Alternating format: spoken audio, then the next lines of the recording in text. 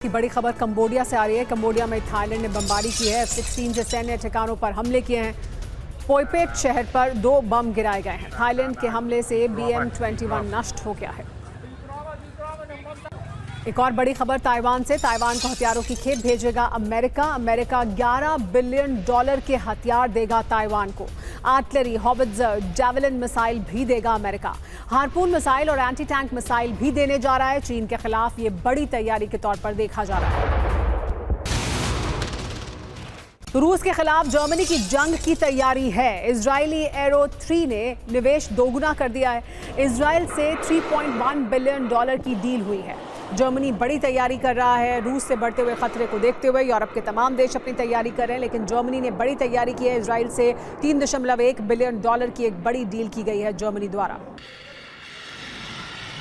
तो रूस से हमलों के डर में जर्मनी का रक्षा कवच कैसे तैयार हो रहा है, जान लीजिए। रूस से टेंशन के बीच जर्मनी ने हथियार खरीद बढ़ा दी है। इजरायल से एयर डिफेंस सिस्टम खरीद रहा है जर्मनी। पहला एरो 3 डिफेंस सिस्टम जर्मनी में तैनात होगा। इजरायल से और एरो 3 डिफेंस सिस्टम खरीदेगा। एरो 3 की ताकत क्या है देखिए। इसकी रेंज 2400 किलोमीटर है। इसका डिफेंस बैलिस्टिक मिसाइल सिस्टम है। इसका ट्रैक 1100 का टारगेट इसका है जो ये टारगेट कर सकता है। तो एक तरफ तेल व्यापार पर प्रतिबंध, तो दूसरी तरफ शैडो फ्लीट पर यूक्रेन के हमले। रूस के लिए चुनौती दोगुनी हो चुकी है। अब स्वीडन की नेवी ने दावा किया है कि यूक्रेनी हमलों से बचाने के लिए रूस ने शैडो फ्लीट पर सैनिकों की तैनाती कर दी है। माना जा रहा है कि शैडो फ्लीट वाले तेल टैंकर पर अब एंटी ड्रोन गन के साथ रूसी सैनिक मौजूद हैं। सुरक्षा के लिए रूसी नेवी ने भी कई जगहों पर अपनी तैनाती बढ़ा दी है।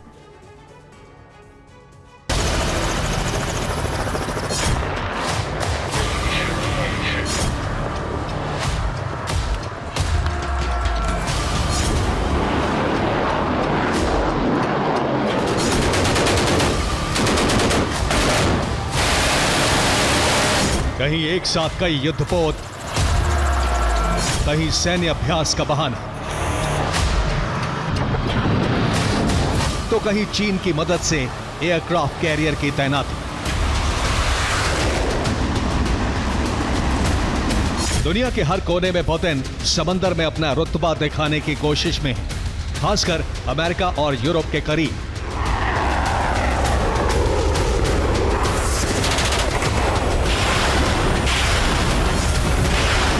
समंदर में दबदबा बढ़ाने की वजह जान लीजिए। रूस से तेल निर्यात समुद्र के जरिए होता है। रूस पर यूरोप यूएस के कई प्रतिबंध लागू हैं। रूस पर छिपकर तेल व्यापार करने का आरोप रहा है। शैडो फ्लीट के इस्तेमाल से तेल व्यापार जारी है। अब यूक्रेन के जरिए यूरोप रूसी शैडो फ्लीट पर हमले करवा रहा है। 20 दिन के भीतर ही रूसी शैडो फ्लीट के 3 तेल टैंकर पर हमले हुए।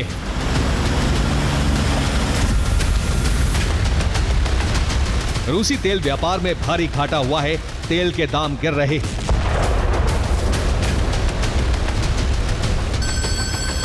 लेकिन अब रूसी शैडो फ्लीट पर हमला करना इतना आसान नहीं होगा।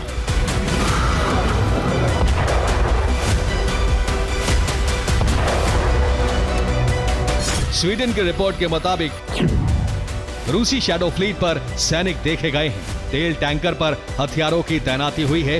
वर्दी में कई सैनिक तेल टैंकर पर देखे गए हैं। स्वीडिश नेवी ने रूसी तेल ले जाने वाले और प्रतिबंधों के दायरे में आने वाले टैंकरों पर मिलिट्री यूनिफॉर्म पहने हथियारबंद लोगों की मौजूदगी की रिपोर्ट दी है। स्वीडिश अधिकारियों के मुताबिक रूसी बेड़ा बाल्टिक सागर और फिनलैंड की खाड़ी में ऐसे जहाजों के लिए निगरानी और एस्कॉर्ट ऑपरेशन बढ़ा रहा है। बाल्टिक में रूसी जहाजों की स्थायी तैनाती है। सबमरीन की तैनाती के भी कयास लगाए गए हैं। बड़े हिस्से में रूसी जहाज की मौजूदगी है। रिपोर्ट के मुताबिक युद्ध शुरू होने के बाद से रूसी तेल की कीमतें अपने सबसे निचले स्तर पर आ गई हैं। पश्चिमी देशों के प्रतिबंधों की वजह से मॉस्को को भारी छूट देनी पड़ रही है।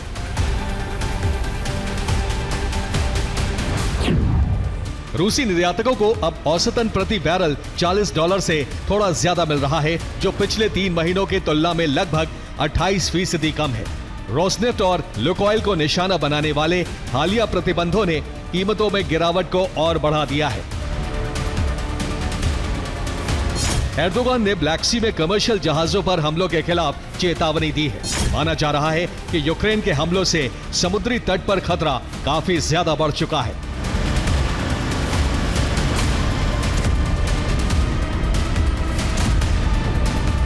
समुद्र में दबाव बनाने की रणनीति के तहत रूस चीन से भी मदद ले रहा है। जापान सागर के करीब इस वक्त तीनों देशों के एयरक्राफ्ट कैरियर तैनात हैं।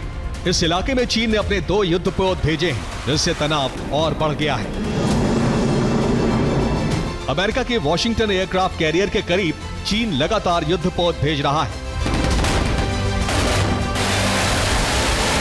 रूस ने जापान सागर के किनारे अपने 2 Tu-95 बॉम्बर्स को भेजा, जिसके बाद तनाव और बढ़ गया है। इसी इलाके में रूस की 2 सबमरीन भी स्पॉट की गई हैं। माना जा रहा है कि ये सब अमेरिका पर दबाव बढ़ाने के लिए किया जा रहा है, ताकि रूस के तेल व्यापार में नई अड़चन न आ सके। Bureau report, TV9, Bharatvarsh.